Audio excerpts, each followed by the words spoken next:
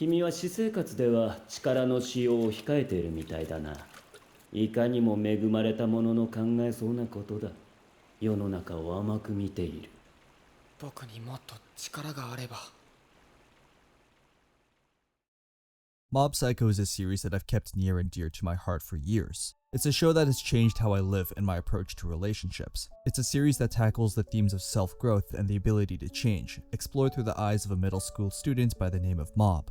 Now, saying an episode changed your life is a bold claim, I'm aware, but this is genuinely one of those few series where that can be applicable. And I'd have to say that the 5th episode of Season 2 is where it really reaches its peak. The entire episode is an exploration of human nature and what makes up you as a person. Who are you? What is your purpose? These are questions that usually take an entire story, if not a lifetime of searching to find answers to. Yet despite that, it's all condensed into one single episode that beautifully deconstructs it in a way that helps guide us through how our main character makes sense of it. It shows us the human experience, the variables that decide what we are, and the injustice and the beauty of life. How it covers this without feeling rushed? I honestly don't know.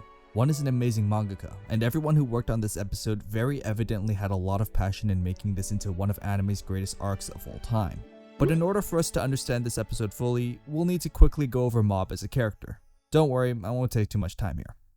Like I've said in a previous video, Mob is a pushover. He doesn't really contribute all that much to the world, and while he might have godlike powers, it doesn't change how the world perceives him, as he refuses to use his abilities to his advantage. The series is all about pushing past your limits and not letting one thing define you. Ha ha ha ha! Get it? One, cause it's the mangaka! It's about leaving the comfort zone in order to pursue talents that are way out of your depth without the intentions of external approval.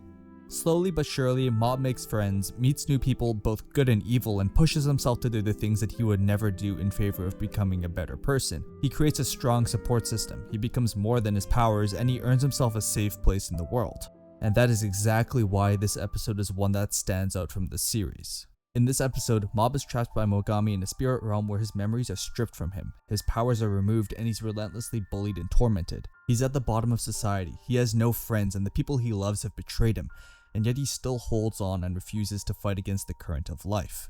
It's a horrible existence, and unfortunately one that many people are all too familiar with. The importance of this episode stems from the fact that Mob is now being shown a life that very well could have been possible. In fact, it was more than likely one that would have happened had he not made the relationships that he has now. His innocence is being stolen away from him, the world is constantly hunting him down, and the people who harm him do it for no other reason other than personal benefit or out of pure amusement. Mob stands alone for the very first time in this series, and his suffering is one that we, the audience, can understand as well. The first half of the episode is uncomfortable, it hurts us and it makes our skin crawl. To witness an innocent child, one as pure as Mob, go through the suffering he's going through is honestly horrifying, and I think that the cinematography does a fantastic job at amplifying those feelings. わかりませんじゃねえよ。俺の授業そんなに退屈か？そのまま立ってろ。足し算しか残ってないのに。バカすぎ。やめとけよ。あいつ固まってるぜ。When I say the creative direction for this episode is one of the best in anime, I mean that fully. The camera angles, color, and animation were all done beautifully. Alongside one of the best fights in the series, it has literally everything you'd ever want. There's an intentional use of leading lines throughout the episode that directs us to Mob's suffering, especially in the classroom scenes. His classmates' sight lines do a lot of work in this regard, where even in cases where their faces are invisible, we can still see that they're staring at him, watching his torment with obvious enjoyment. It makes him the true focal point, however it's more clear than ever before that he's insignificant. Not only that, but the setting twists the usual vibrant, lively look into a desaturated and desolate world. It still looks like Mob Psycho, but the intentional use of adding these cinematic bars alongside these changes makes it feel suffocating. I'm telling you, this was probably the peak of Bones as a studio. They have not cooked this hard since Mob Psycho finished. Bones, stop mucking around and get to it. We know you guys can cook. The bleakness of the scenery and the fact that even something as serene as a sunset can feel like it's mocking Mob. Putting another object in the foreground while Mob suffers, blurring his pain, indirectly telling the viewer that there's more importance to Mogami's speech than Mob's torment. The low angles when we're in Mob's point of view, making us view the people around us as our captors and not as peers outside of the obvious bullying going on. It really does create an unsettling feeling and helps us understand that all of the suffering that Mob is going through is real. It's relatable, and his restraint on his powers is slowly leaking away. He wants the world to suffer, he wants to come out on top, and he wants validation, much like Mogami does. And much like I do, so before we continue, make sure to subscribe and use my code SenHyaku for 20% off your next G Fuel purchase. I'm sorry for the tonal whiplash. Back to the depressing atmosphere. Those little glimmers of hope that are supposed to be present are nowhere to be seen. The lack of eye-level shots makes us not view Mob as an equal, and anytime we're met with any, it's immediately stuffed away. His eyes will linger there for a moment, only for them to fall below a second later. It clearly correlates with how Mob views himself here. He can't even look up anymore. What little confidence he had built up in his original world has been shattered, and the art constantly reminds us that right now, Mob is, and by extension you, are nobody. The cinematography beautifully puts us in Mob and Mogami's shoes. It showcases the horrors of humanity in a way that no other episode has been able to do for me. Every single shot, every angle has been crafted purposefully. These little nuances are important to narrative storytelling, and I think this episode is a masterclass in exactly that. 私の行為が自分の周りに魔を集め、その災いが母に降りかかっていたのだ。利用されて生きることに疑問を持つべきだった。私は悪霊と化し、今度は自分の意志で力を使うことを決めた。世直しだ。Mogami throughout the entire episode is our primary antagonist, but just how wrong exactly is he in his ideologies? He's showcasing the cruelty of reality, a world that people do go through, something that's unfortunately a truth in not just this world, but also ours. Mogami doesn't have the same support that Mob does. Every path he walked, every opportunity he took led towards his ruin. He wasn't able to force his way out of it with his powers, and he wants to showcase to Mob how futile his life is. He wants, in his words, a sympathizer. He wants validation. He wants the world to see him for what he truly is, vengeance incarnate. It's childish, it's immature, but when someone has lost everything, when they're given the inability to do anything for their lives and loved ones, but also godly powers, what does someone like that do? Without his support systems, what exactly is Mob? Is he just his powers? Is he really just a nobody? What are you? Where exactly do you draw strength from, and are you defined by your own work? That's a lot of questions, and Mob Psycho loves to tackle them with you, making you ponder and reflect on your own humanity. It's only natural that after multiple failures, you turn to the one thing that makes you special, and I know for a fact because that's exactly what I did. So let's do a little bit of a story time here. Before this channel, I made gaming videos. Now I had no clue how to actually be a good YouTuber, and I'm still learning how to, but back then I thought that all I needed to do was be a crazy good editor. I ended up spending 2 years on that channel, making videos that would range from taking weeks to months to finish. The breaking point for me was when I ended up going a little bit crazy and made a video that took me 6 months to make. And in that moment, I turned to the one thing I was good at: visual arts. I didn't really make connections. I didn't reach out to bigger creators out of fear that I'd be rejected. I stayed in my lane and didn't improve other aspects of my life. And I hated YouTube for not giving me the success I thought I deserved. And after those long, arduous 6 months of work, that video would end up getting, ta-da! 500 views. Nobody cared. It's a tale as old as time. And so I finally made the first right decision in my YouTube career. I left that channel behind and made this one. I talked to people, met other creators, made new friends, and learned how to hold myself to a realistic standard. Now, I still find myself falling back into that old mindset of making a crazy video like I did with my Gachi Yakuta one, which took 3 months to make, but at the same time, I'm way better off than I've ever been in my life. Now, I'm not saying all this to bitch and moan about content creation as a job, since I am extremely blessed to be able to have the time to do this, and I am not saying I went through anything remotely as bad as Mogami in that instance, but regardless, in my time of need, instead of adapting and learning to be more than one thing, I doubled down on the talent that I thought made me special. I didn't broaden my horizons, and as a result, I wasn't rewarded and instead went insane. This is also exactly what Mogami did.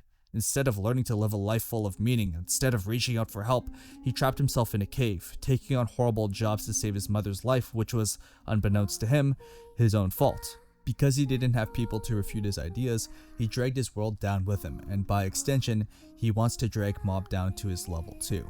It's a dangerous mindset and one that I myself had fallen for, one where I didn't want anyone else to be happy, because their happiness truly did take away from mine. It's a very common way of living, it's human nature, and it's something that almost all of us go through at some point in our lives. It was truly pathetic.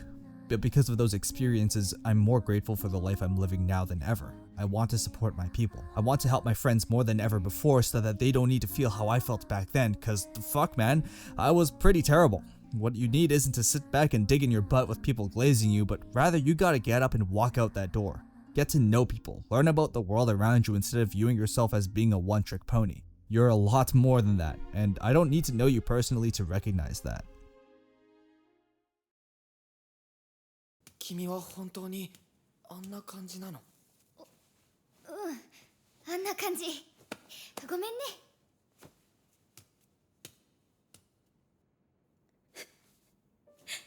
本当にごめんなさい。ごめんなさい。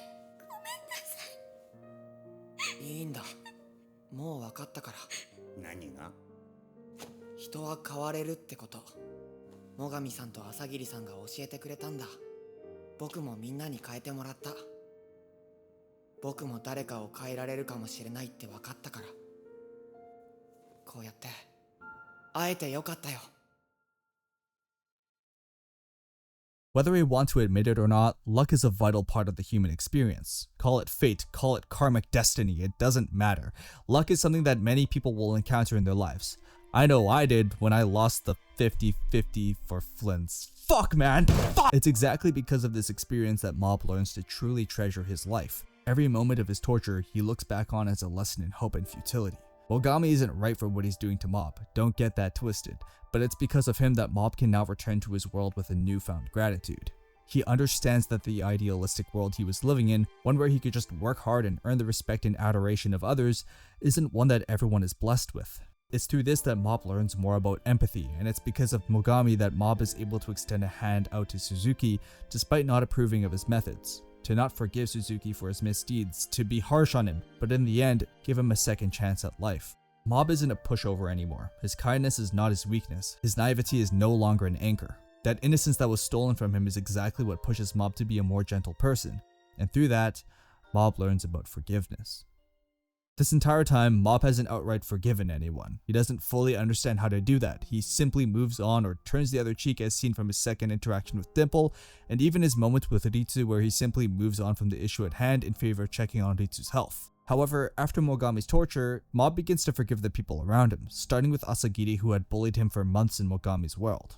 I think this is incredibly important to note, as tolerating, turning the cheek, and moving on are completely different responses from forgiving someone. One has you bottling up your emotions in silence, whereas the other one forces you to confront the ones who hurt you to help not only the perpetrator, but also you. Forgiveness, well, it makes you grow the fuck up. That's another thing that made me love this episode even more, and is exactly why I keep coming back to it in my times of suffering. This moment right here where Mob lets go of the horrible things Asagiri and Mogami did to him is exactly the moment where he stops being a pushover. To forgive isn't cowardice, it's not weakness, it's a power move. He forgives not just for the sake of others, but also just to move on.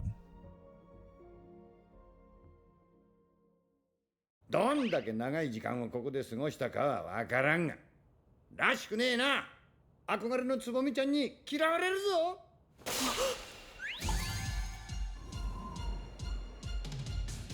よくやった。兄さん。いや。いったーい。